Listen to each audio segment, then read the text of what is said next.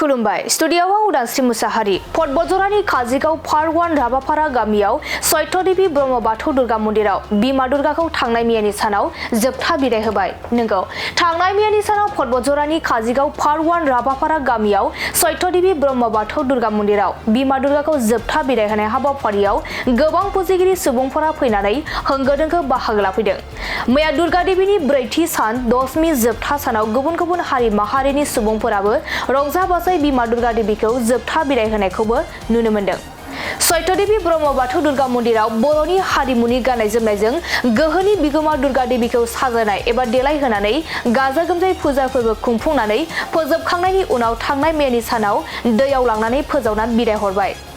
नंगौ, क'क्राझार जिल्ला बतझर महकुमानि सिङाव थानाय काजिगावनि राबापारा पार्ट 1 गामियाव कमिटिनि आफादगिरि मोगथां बसुमतारिनि दैदेननाय आरो हेमलता ब्रह्म फुजारिनि हेफाजाबजों लोब लोब रायजो राजाफोरा बाहागो लानानै रंजा बाजा गाजा गोमजायै बिमा दुर्गा देवीखौ बिदाय हरदों। दानिया फैदो सत्यदेवी ब्रह्म बाथौ दुर्गा मन्दिरनि फुजारि हेमलता ब्रह्मआ खौरांनि गेजेरजों मा फोरमायखो जों आबुङै मिथिना लानि।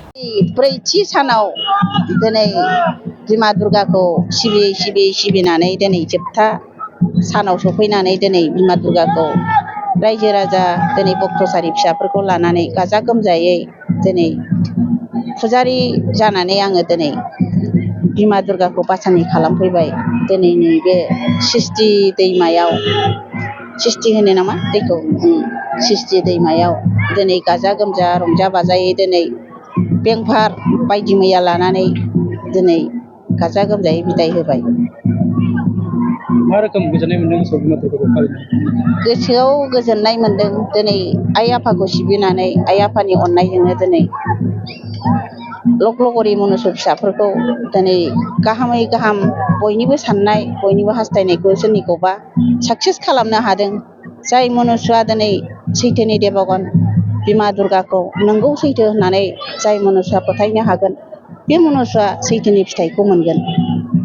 जाय मनुष्यआ नंखाय फालाय होननानै सानगोन बे मनुष्यआ नंखाय फालायनि फिथाइखौ मोनगोन।